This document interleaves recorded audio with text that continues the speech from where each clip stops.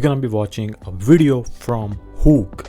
I think so. I have seen maybe one or two videos from this channel before, and yeah, we're gonna watch another one today from this channel. And as you guys saw the title is How Heineken's CEO Was Kidnapped. If you don't know Heineken, I also don't know much about Heineken because I don't drink and stuff, but I'm sure it's a alcohol beverage a brand or company, you can say. So it's very popular kind of, in many different countries, and their logo is kind of green color, you can say, and it says Heineken in it, but yeah, it's a alcohol making company. So their CEO will get kidnapped and was kidnapped, you can say. But yeah, we'll see how he got kidnapped or why, what was the reason behind all this. But yeah, let's watch it together and see how this all went down. Wednesday, November 9th, 1983. The CEO of Heineken walks in the entrance of his Amsterdam office. It's almost 7 p.m. and his driver, Ab Doderer, is waiting outside. Two women step out before him. Heineken is the last to leave. He shuts the door and looks around for his armored Cadillac, but it's not there. Doderer is parked further away than usual. As he steps onto the sidewalk, he gets grabbed by the back of his suit jacket. Ooh. One woman screams, pulling on the assailant's sleeve. Two other men approach, and one sprays the woman in the face with tear gas. The other waves a handgun around. Heineken drops to the ground. Oh, so Heineken, that's the name of the guy, Heineken. I guess.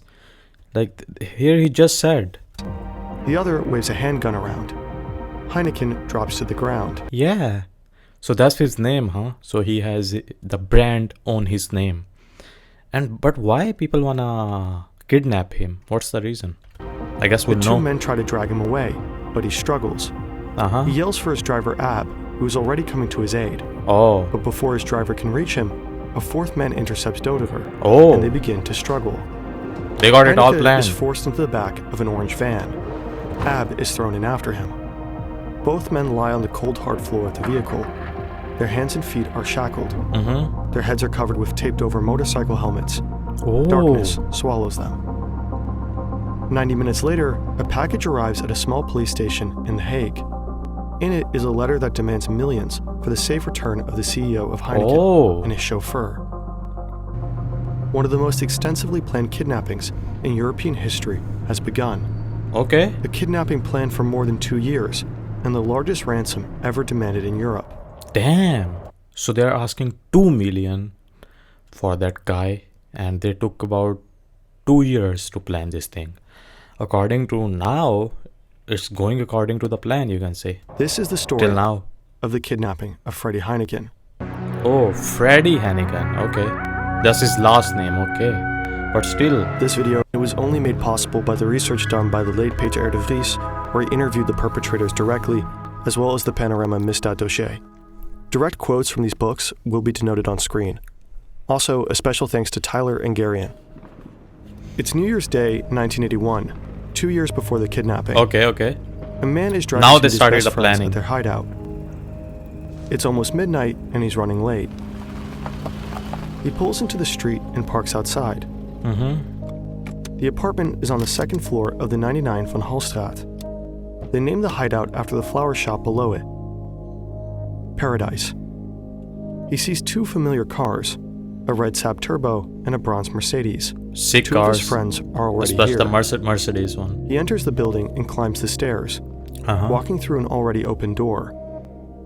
They're lounging on leather armchairs. There's champagne on ice, and the New Year's countdown is playing quietly on the TV. Soon, the clock strikes midnight, and he clears his throat. Look, over the last few years, the four of us have done some good business, and sometimes earned decent money. We drive smart cars, carry thick wallets, go on nice vacations, and can always buy around in the bar. On the surface, nothing is wrong. But I feel we have been picking up scraps. The banks are being difficult, and the tax man is annoying. The market is collapsing, and interest rates are high. Even the construction business has gone bankrupt. Okay. In short, I'm asking myself, what are we doing? Our cars will be gone, our horses will be off the course, and our boats out of the water. Everything gone. Is that what we want? Can we allow that? They don't want that. I'll tell you straight out, I would rather die. I believe that the time has come for us to take an important decision. A shot at all or nothing. To hatch a plan that will solve all of our problems in one go. Permanently. Okay. And I mean permanently. Yeah, 2 million. This group eventually became a team of 5. Okay. The man speaking is Cor van Hout. His friends call him Flip or Flipper for his childhood obsession with pinball. He is a notorious horse gambler and owns real estate across Amsterdam. He is the mastermind behind Operation Heineken and is 26 years old. Ooh, Sitting on the couch is his right-hand man, Willem Holleder. He's muscular. His nickname is the Nose, for no apparent reason. He's 25 years old. Nose looks big, kinda, but yeah. Next to Willem, Frans Meyer nods in agreement. He's one of Cor's oldest friends. His nickname is the Professor. Nothing gets past the Professor. They also had a professor in that, what do you call it? Money Heist, right? The Professor? him. He's 30. Okay. The fourth member that will eventually join is Jan Boulaert. Although he was missing that night, he's a crucial part of the gang. His nickname is the Cat. What? Because he always tilts his head while he listens. He is the oldest of the group at age 31 and is extremely handy with tools. Okay. Everybody got some skills. Is Cor's younger half-brother Martin, who everyone refers to as Brakes. He's good at driving. He's the youngest and also the most clueless of the group. But he's skilled at stealing cars. Knew it, kind of. The orange Renault van drives off. Jan Boulaert is behind the wheel. In the passenger seat is Frans Meyer. Cor and Willem are in the back, standing over the victims.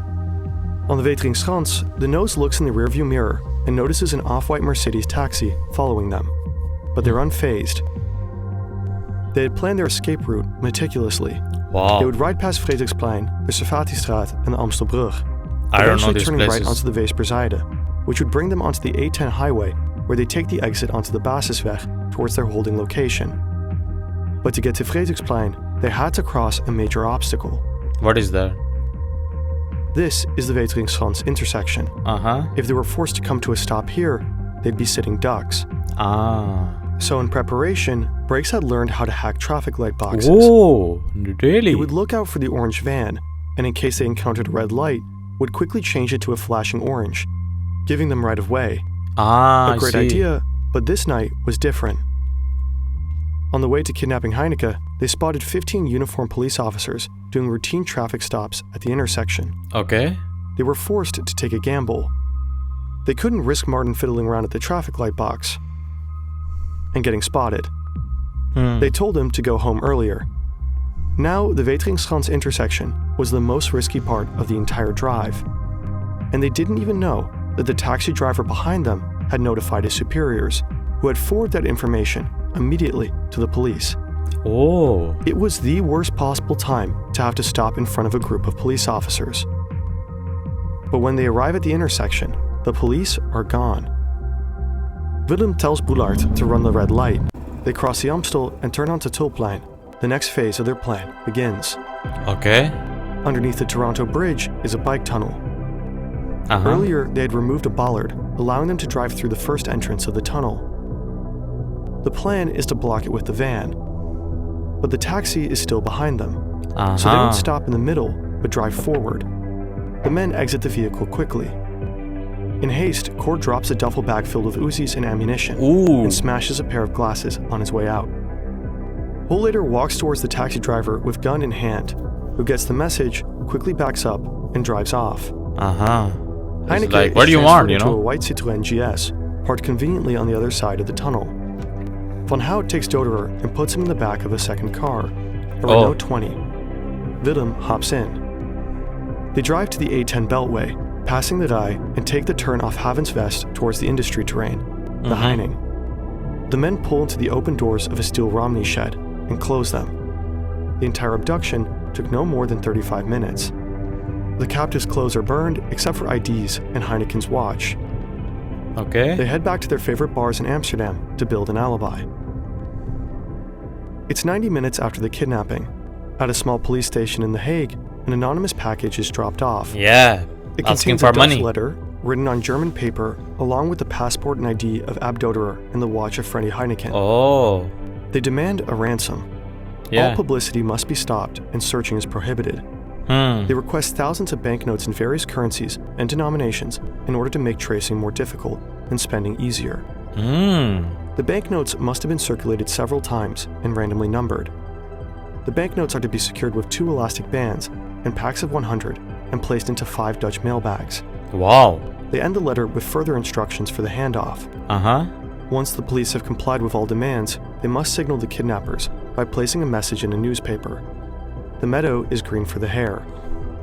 For future negotiations, the police will be referred to as the hare, the kidnappers the eagle. A 72-hour countdown begins. While the police had no time to prepare, the kidnappers had years. The police are flailing. They need more time and take a bold risk, one that could cost the victims their lives. Yeah. But what will happen now? Freddie Heineken snaps awake as the door to his padded cell opens. Oh. He's lying under a blanket on a bare mattress, wearing a set of cotton pajamas. In the corner, there's a chemical toilet without any chemicals, a safety precaution. Music is playing from a tape deck, endlessly looping the same album and masking any outside noise. Mm-hmm. The cells are located in the back of a 38 by 9 meter Romney shed. The shed is located on an industrial estate outside of Amsterdam and is owned by the kidnappers. Normally, it's used as a workshop and filled with tools, but the shed now also contains a camper van used as a base by the kidnappers. Ah. Within the shed, Freddie Heineken and the chauffeur are nowhere to be found. Virtually impossible to see is the hidden double door on the back wall. It leads to a short hallway with a 3.2 by 7.8 meter cell on either side. Built exclusively out of construction materials bought from Germany, the cell's floor and ceiling consist of 2 steel reinforced concrete slabs. Mm-hmm. All walls are built using B3 concrete blocks, weighing 10 kilograms apiece. Surrounding the primary wall is a secondary wooden wall, leaving a 60 centimeter air gap filled with sawdust. Okay. To finish it off, more layers of insulation are added onto the inside of the cells and outside the secondary wall. So it's like kind of fully Hope for escape secure. is virtually zero. Maybe bullets cannot come in or anything like that?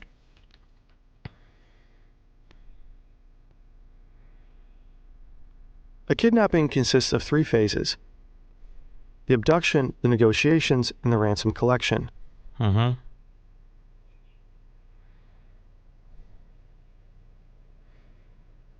The 2-year operation was funded by the kidnappers with a budget of roughly 100,000 gulden. They spent hours studying famous foreign kidnappings. How much is that in US dollar? Playing out scenarios and the problems that they might face.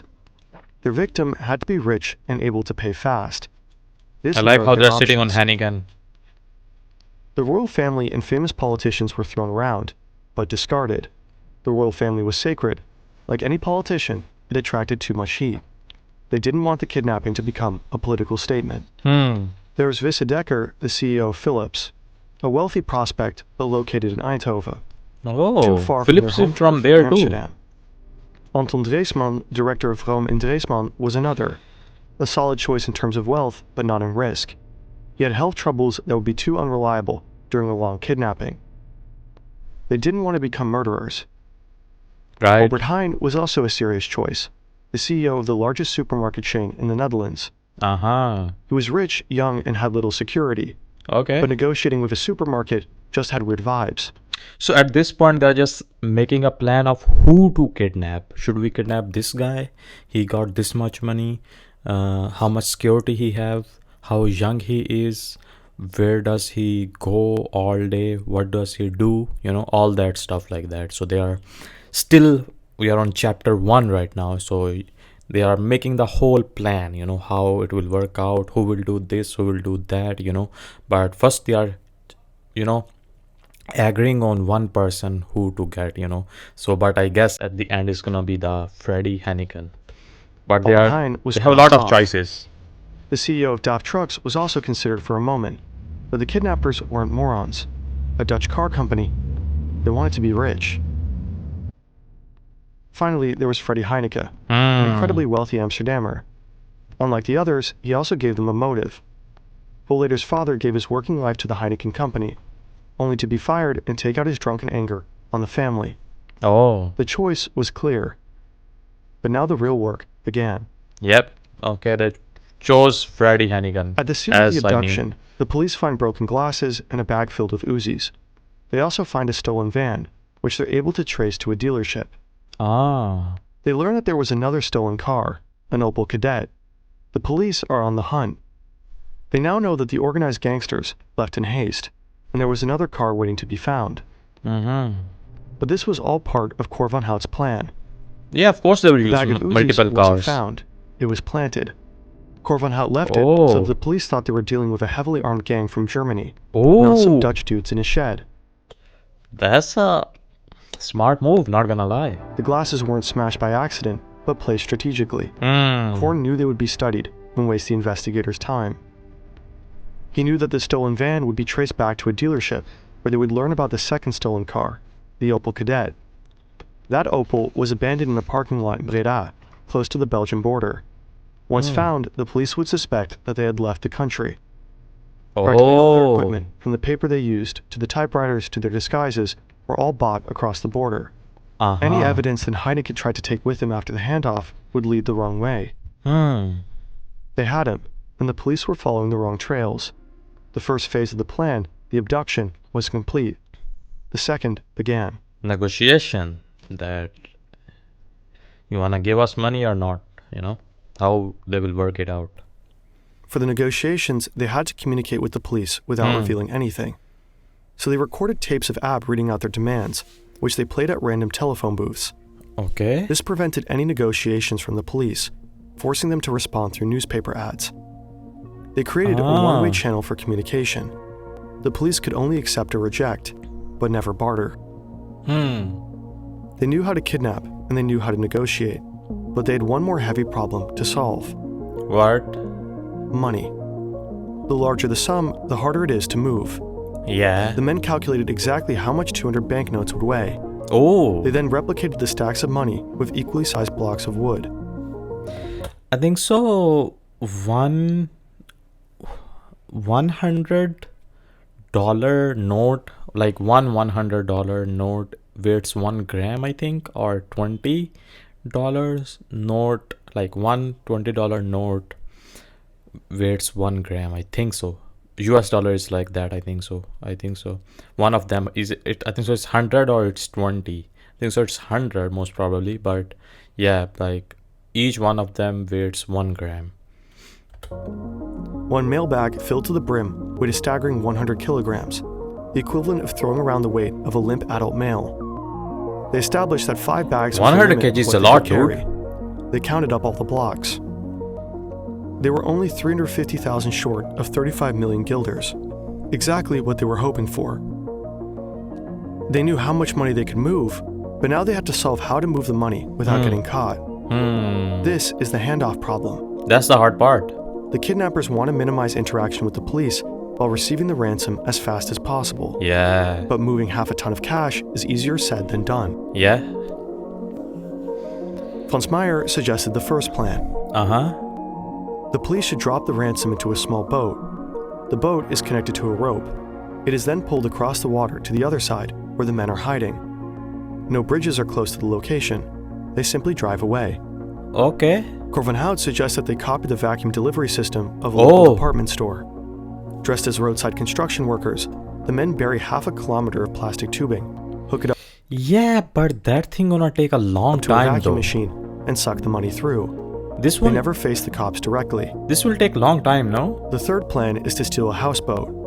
A secret tunnel is used to board the craft undetected. Once on the houseboat, they pack the money in lead casks, slowly take off, and drop them through a hole in the hull. Okay, not a bad one either. At the bottom of the river, where they could later retrieve it in diving suits.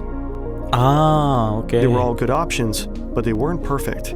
Yeah. Cor von Hout needed something better. A plan that would make the police squirm.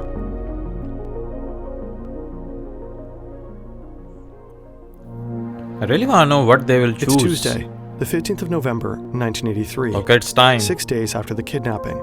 Oh, phone rings. The The police are called and hear the voice of the chauffeur, Abdoderer. This is an instruction for the hare from the Eagle. The hare will depart in the white VW transporter van within the next 10 minutes. Instruction: drive to the Hilton Hotel at Schiphol Airport. At the entrance to the hotel, you will find new instructions buried in a plastic container at the foot of the first lamppost on the right. Follow these instructions exactly.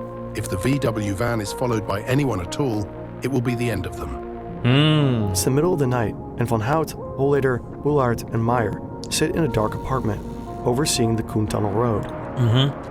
By tomorrow night, the men will be rich beyond belief. They're looking for that They're van? watching with binoculars, waiting for a police officer to drive past in a VW transporter. They'd instructed the police to mark the van with 2 large red crosses, making it easier to spot. But as the kidnappers watch, hours begin to pass. The van still hasn't driven by. They made it clear in their letter that if the police didn't act, Doderer and Heineken could buy back their lifeless bodies. The only explanation is that they missed the van. But that's not a problem. Brakes is still at Schiphol, waiting to call them when the police arrive. The 4 men move to the next position for the ransom handoff. A Hanomag van parked in the outskirts of Utrecht. But as 5 a.m. passes, they still haven't received a call. When 8:30 rolls around, the men lose hope. The police aren't going to show. In a desperate play for more time, the police gambled with the lives of Doderer and Heineken. What they will do? Van Hout is furious. The police gained time that they didn't have before. Parts of the plan for the ransom handoff have been exposed. But if the police choose to play them for fools, they deserve the same. Cor Van Hout tells the police that they did irreparable damage to one of Heineken's and Doderer's fingers. And for 10 days, the police hear nothing. Ample time to worry about the mistake they made. But on the 10th day... again. This is the Eagle. These are instructions for the hare. Go to Utrecht Central Station, luggage locker 2150. Repeat, Utrecht Central Station, luggage locker 2150. Collect this assignment promptly and take it to De Ark in Noordwijk. It's Sunday, November 27th, 2:30 a.m. The police collected the assignment from the luggage locker and are sitting in the house of Heineken with an employee of the company, anxiously awaiting the next call. Cor Van Hout has changed things. They are no longer the eagle, but the owl. The police are no longer the hare, but the mouse. This is the owl. This is a telephone instruction for the driver, the mouse. Go to Euro Hotel. The driver, the mouse, will leave within 10 minutes in the orange Renault van with the 5 bags of ransom money. Instruction: the mouse drives to the Euro Motel on the A4 just past Schiphol in the direction of Amsterdam. Near the entrance to the Euro Motel, further instructions are buried under the right-hand lamppost. Follow these instructions precisely. Is this understood, and will this be carried out? Answer immediately with yes or no. Yes, the instructions are understood. We are ready to leave. If anybody follows the orange van, all deals will be cancelled forever. A police officer follows the first set of instructions. At the Euro Motel, he finds a note along with photos of Heineken and Doderer holding recently issued newspapers. Drive to the southern province of Brabant, to the Texaco gas station called Zevenbergse Hoek, alongside the A16 motorway between Breda and Dordrecht. Upon arrival, the mouse is told to order a cup of coffee and wait for the call from the kidnappers. Follow the road to Breda. A plastic container is buried under a milestone along the way. Retrieving the letter, the mouse reads, Drive toward Antwerp in Belgium and take the Rijsbergen turnoff in order to reach Utrecht via Tilburg using the A27. After taking the De Meern turnoff, drive towards Bizet Avenue in the Utrecht. Bro, they are going around whole. Further instructions are buried close to a numbered lamppost in the area of De Hommel restaurant. Digging up the plastic container, the mouse finds another note and a set of car keys. Transfer the ransom from your car into the Ford. Then take the Oudenrijn intersection and head towards the Maasbergen Motel in Arnhem to await further instructions. On the front seat next to you is a walkie-talkie under a piece of cloth. It is turned on. Remove the cloth, but do not touch the walkie-talkie. It is strictly prohibited for you to touch the walkie-talkie. Oh. Any instructions given to the mouse, the driver by the owl, have absolute priority and must be carried out immediately. Okay. The owl. The green Ford Taunus was easy enough to spot. A woman's bicycle was strapped to the roof. Although the officer couldn't see it, it also had a single French headlight, which emitted a distinct yellow glow compared to the usual white. It was now almost 7 a.m., and the driver had been on the road for hours with no end in sight. Yeah. He drives over the Maarsbergen overpass. This is the owl with instructions for the mouse. This message has priority. This message has absolute priority. This is the This last is the owl trip. with instructions for the mouse. Reduce speed to 60 kilometers per hour and follow the crash barrier. Stop at the red road cones. Put the bags containing the money into the hole that you will find there. Afterwards, follow your instructions. This message has absolute priority. This message has absolute priority. The officer slows down, spots the cones, and comes to a dead stop. In front of him is a hole. Cor van Hout's plan was an elaborate scavenger hunt. He would lead the police down various twists and turns for hours, constantly keeping him moving, only to jump on the mouse at the last moment. The police officer did not stop at a river, a set of vacuum tubes, or a houseboat.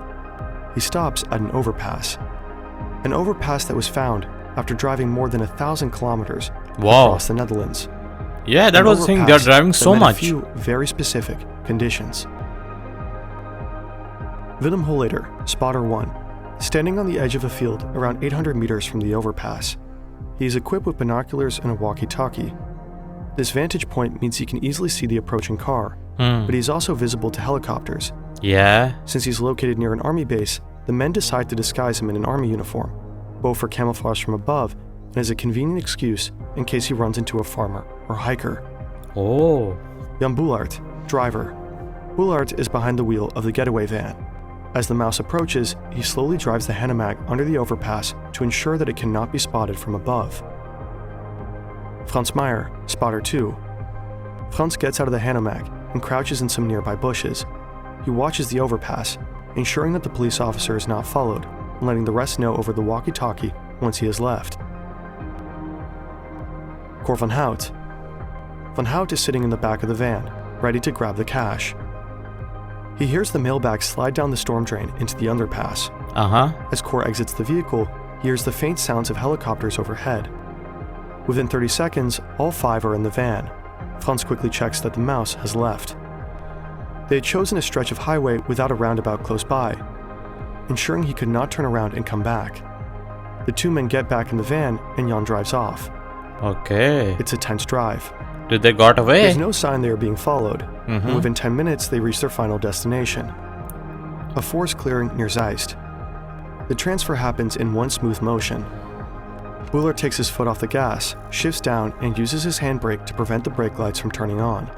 If anyone was watching, they wouldn't know that the car had briefly stopped. Just slow enough to hop out, Meyer and Van Hout pull out the cash as he drives off with the van. They quickly pull the 5 mailbags over to where they buried several large plastic drums. Removing the top layer of dirt, they take out 2 sleeping bags and spread them over the forest floor. Sliced open with a penknife, 2 of the bag's contents are emptied and scanned with a frequency detector, stashed in the drums beforehand. They scan for any tracking devices hidden in the cache. The men worked furiously as the sound of helicopters seemed to come closer and closer. As the bags are dropped into the drums, each man removes his disguise. Wigs, gloves, and bulletproof vests join the weapons, coats, and other equipment already in the drums. Cor kneels down and pushes dirt over the lids. Frans places leaves and branches on top. Will they be able to find it later? Impossible to spot. Under their jackets, they are already wearing a race biking outfit. Recovering 2 silver race bikes from a nearby bush, the men hop on and get on the road. Oh, After 2 years of planning and 2 long weeks of holding Heineken in Doderer, it was over. Cor van Hout, Willem Holleder, Frans Meyer, Jan Boulaert, and Martin Erkamps had executed the most elaborate kidnapping scheme in European history. Adjusted for inflation, they collected a staggering 74.6 million euros. Wow. Until now, everything seemed and was orchestrated perfectly.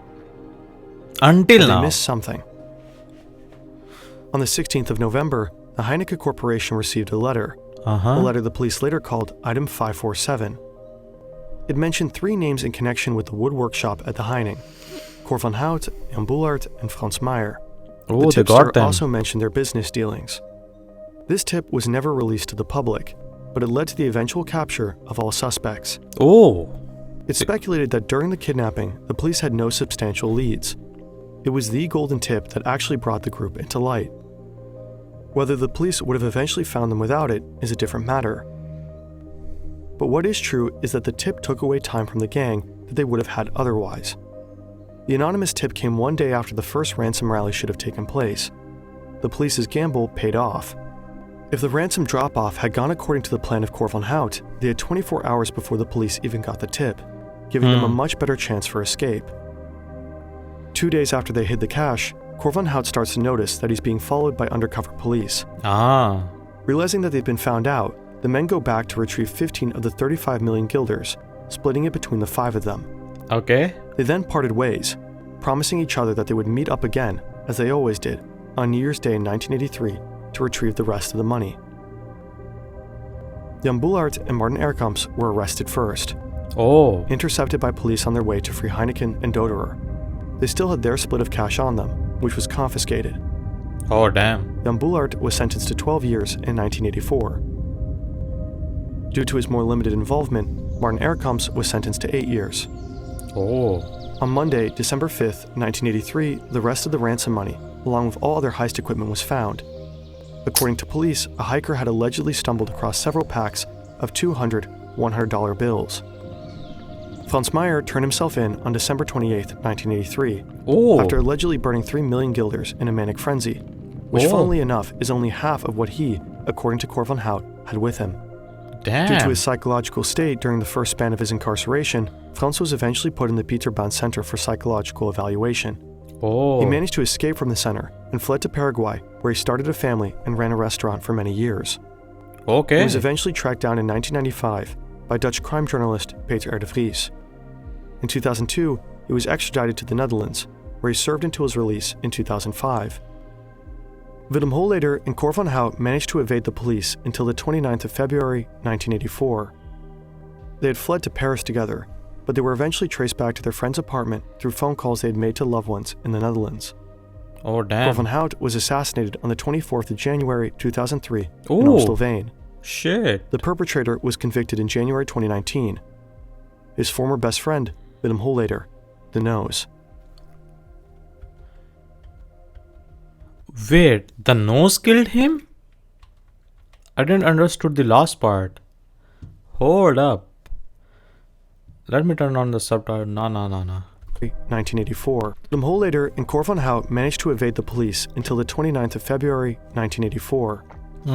They had fled to Paris together, but they were eventually traced back to their friend's apartment through phone calls they had made to loved ones in the Netherlands. Cor van Hout was assassinated on the 24th of January 2003 in Amstelveen.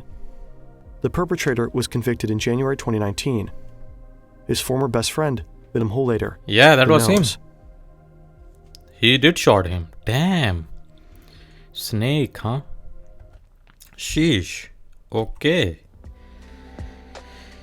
So I guess this is how it all went down, and this is how it happened, and this is how Heineken's CEO was kidnapped, and I'm sure he got released, but after what, like 10 days, 15 days, you can say.